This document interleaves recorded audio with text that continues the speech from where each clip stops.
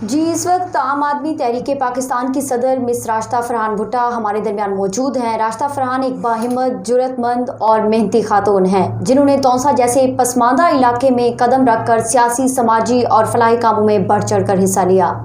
آئیے ان سے گفتگو کرتے ہیں۔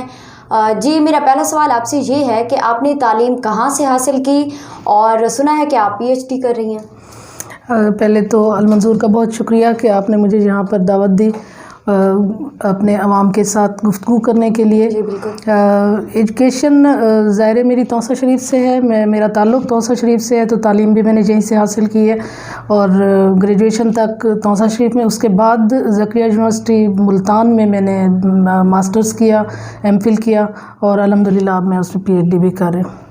اچھا، سیاست جیسے مشکل شعبہ کو کیوں جوائن کیا اور اس کی کیا ضرورت تھی؟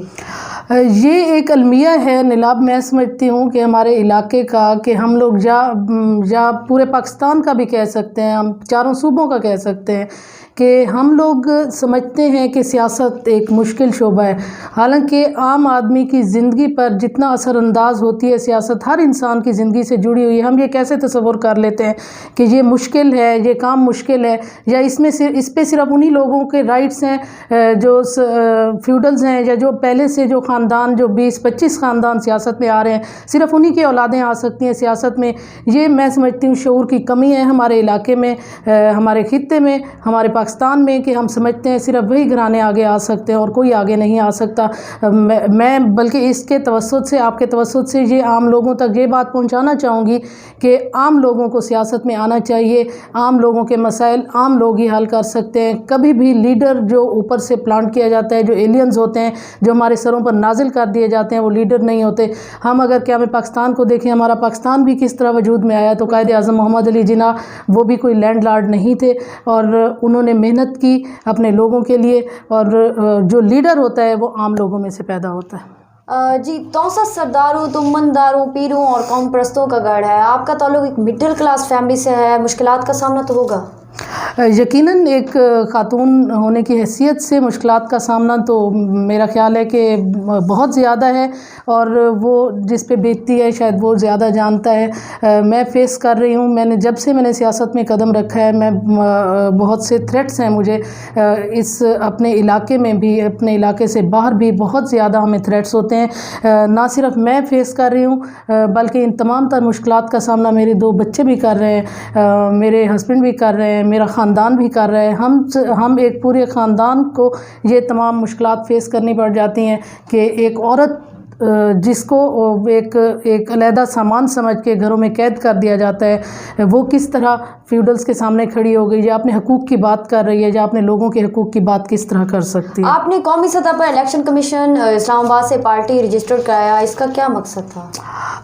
اس کا مقصد، کیونکہ پارٹی کا نام عام آدمی تحریک ہے، اور پاکستان کے لوگوں کے جو عام لوگ ہیں، جو عام آدمی ہیں، ان کے حقوق کی بات کبھی بھی ایوانوں میں کی نہیں جاتی۔ کیونکہ میں جب اس لیول پر ہم لوگ گئے، میں سی سی کی ممبر رہی، وہاں پر میں نے عام لوگوں کے مسائل پہ بات نہیں سنی، وہاں پر صرف اپنے مفادات کی بات کی جاتی ہے۔ ہمیں ضرورت محسوس ہوئی کہ ہمیں یہ ہمت کر لینی چاہیے۔ سیاسی پارٹیاں کسی بھی خطے میں، کسی بھی علاقے میں، جس جگہ سے ایک سیاسی پارٹی کا وجود سامنے آتا ہے، جنم لیتا ہے ایک وجود، تو میں سمجھتی ہوں کہ وہ خطہ اتنا زرخیز ہوتا ہے، وہاں کے لوگ اتنے سمجھدار اور باشعور ہوتے ہیں کہ وہاں سے ایک پارٹی نے جنم لیا۔ جیسے پاکستان پیپلز پارٹی، پاکستان تحریک انصاف، جس طرح سے نون لیگ، مسلم لیگ، یہ تمام ایک سوچ رکھنے والے، ایک سیاسی فکر رکھنے والے لوگ تھے۔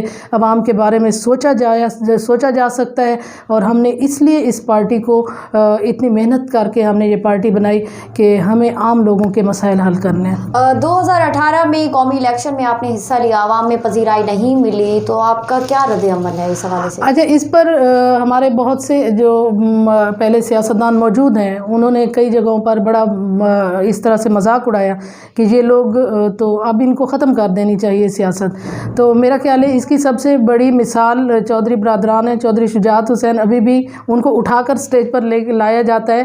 تو ہماری تو ابھی شروعات ہیں. میرا خیال ہے ان کو سوچنا چاہیے جن کا اب اینڈ ہو رہا ہے. ہم تو شروع کر رہے ہیں سیاست اور یہ تو پہلا سٹیپ تھا ہمارا, اور ہم بہت پر امید ہیں, بہت ہمت ہے ہم میں, اور انشاءاللہ ہم لوگ مزید بھی اس کو جاری رکھیں گے. آپ پی ٹی آئی کی بانی اراکین میں سے تھیں اور پارٹی کے لیے بے پناہ قربانیاں بھی دیں. کس بنا پر آپ نے پی ٹی آئی کو خیر آباد کہا؟ پی ٹی آئی کو خیر بات تو آپ نہیں کہہ سکتے, کیونکہ ہمارے جو ایشو, ہم جس ایشو پہ ہماری مخالفت ہوتی تھی وہ جینون ایشوز تھے, وہ عوامی ایشوز تھے, سیاسی یا ذاتی کبھی بھی نہیں رہے. پاکستان تحریک انصاف کے ساتھ نہ ہم نے کبھی کہیں بیٹھ کر میڈیا کے سامنے کبھی اپوز کیا. لیکن یہ ضرور ہے کہ جہاں جینون ایشو پارٹی کے اندر بھی ہوتا تھا, میں کیونکہ سی سی کی ممبر تھی تو وہاں میں عمران خان صاحب کے سامنے بھی سوال اٹھاتی تھی, میں شاہ محمود قریشی کے سامنے بھی سوال اٹھاتی تھی, عام لوگوں پہ بات کرتی تھی جن کی وجہ سے میں گھر سے باہر نکلی تھی. تو پارٹی کے ساتھ رہے ہم نظریاتی طور پر, لیکن پارٹی میں جب بہت سارے اس طرح کے ایلینز آنا شروع ہوئے تو ہمیں محسوس ہوا کہ ہماری جگہ پارلیمانی حوالے سے اس پارٹی میں نہیں بن رہی. تو ہم نے پارٹی رجسٹرڈ کروائی, اور مقصد صرف یہ تھا کہ پارلیمان میں عام آدمی کی آواز اٹھائی جائے. اس میں بھی ہمارا کوئی ذاتی مفاد نہیں تھا. آج کے دن تک ہم سیاسی حوالے سے پیسہ لگاتے ہیں پارٹیوں پر, لوگوں پر. ہم کسی بھی گورنمنٹ کے کسی بھی حوالے سے کسی پارٹی کے پیڈ سرونٹ نہیں رہے. آپ کو ممبر زکوٰۃ کمیٹی ضلع ڈیرہ غازی خان میں نامزد کیا گیا, اور اس میں کس کا ہاتھ تھا اور آپ کے کیا مقاصد تھے اس حوالے سے؟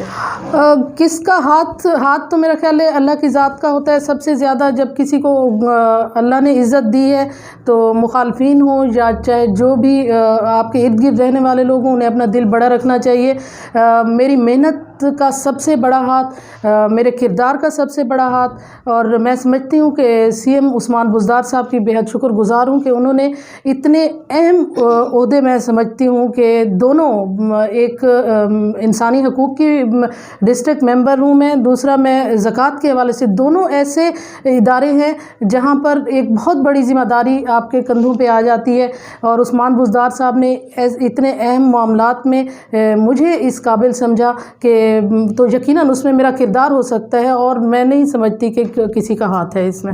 توسا کے حوالے سے وزیر اعلیٰ پنجاب سردار عثمان بزدار کی کارکردگی سے آپ مطمئن ہیں؟ توسا میں مزید کون کون سے پروجیکٹ مطلب تعلیمی ادارے ہونے چاہیے اس حوالے سے؟ دیکھیں, اس میں تو آپ, کیونکہ میں ایک سیاسی کارکن ہوں, سیاسی رہنما ہوں, میں نے ہمیشہ فیلڈ میں کام کیا ہے, میدان میں لوگوں کے مسائل دیکھے ہیں. تو جن ایشوز پر ہم بات کرتے تھے, جن محرومیوں کا ہم ذکر کرتے تھے, یا ہم چیختے تھے جن محرومیوں پر, میں سمجھتی ہوں کہ سردار عثمان بزدار صاحب نے سی ایم بننے کے بعد ان تمام معاملات پر توجہ دی ہے, اور ریکارڈ ترقیاتی کام ہو بھی رہے ہیں جو 70-72 سالوں میں توسا کی تاریخ میں نہیں ہوئے.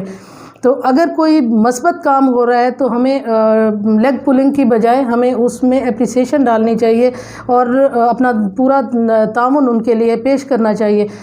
میرا نہیں خیال کہ اسے آپ سیاسی مخالفت میں لے جائیں. یہ بہترین کام ہو رہا ہے اور راتوں رات کچھ بھی نہیں ہو سکتا. بہرحال کوشش بہت اچھی کی جا رہی ہے. آئندہ قومی الیکشن اور بلدیاتی الیکشن میں آپ نے پی ٹی آئی کو سپورٹ کرنا ہے یا اپنی ہی پارٹی کی شناخت کو برقرار رکھنا ہے؟ جہاں تک میری پارٹی کی بات آتی ہے, پارٹی عام آدمی تحریک, تو اس میں میں فرد واحد تو کوئی فیصلہ نہیں کر سکتی. پارٹی کا کیا فیصلہ ہوتا ہے وہ پارٹی کی جو ہماری کور کمیٹی ہوتی ہے اس نے ڈیسائیڈ کرنا ہوتا ہے. ہمیشہ کوشش رہی ہے کہ مثبت لوگوں کو سامنے آنا چاہیے. جیسا کہ آپ دیکھ رہی ہیں کہ میں اس وقت پنجاب گورنمنٹ کے ساتھ, سی ایم بزدار صاحب کے ساتھ, ان کے ساتھ مکمل ان کے کاز کے ساتھ ہم لوگ چل رہے ہیں. تو میرا خیال ہے جو اچھے لوگ ہوں گے وہ کسی بھی فورم سے ہوں گے تو ہماری سپورٹ ان کے ساتھ ہوگی. آپ عوام کو بالخصوص توسا کی جو خواتین ان کو کیا پیغام دینا چاہتے ہیں؟ توسا کی خواتین کو میرا یہ پیغام ہے, ایکچولی میرا یہاں کے جو جینٹس ہیں, جو مرد حضرات ہیں, ان کو یہ پیغام ہے کہ خدا را اپنی خواتین کو ووٹ ڈالنے کی آزادی دیں. ان کو یہ زبردستی نہ کریں کہ آپ نے ہر حال میں وہاں ووٹ کرنا ہے جدھر اس گھر کا مرد چاہتا ہے. خواتین کو ووٹ کی آزادی ہونی چاہیے. اگر وہ اپنے نمائندے خود چن سکیں گی تو میرا خیال ہے ان کے مسائل بھی آسانی سے حل ہو سکیں گے. شکریہ. Thank you.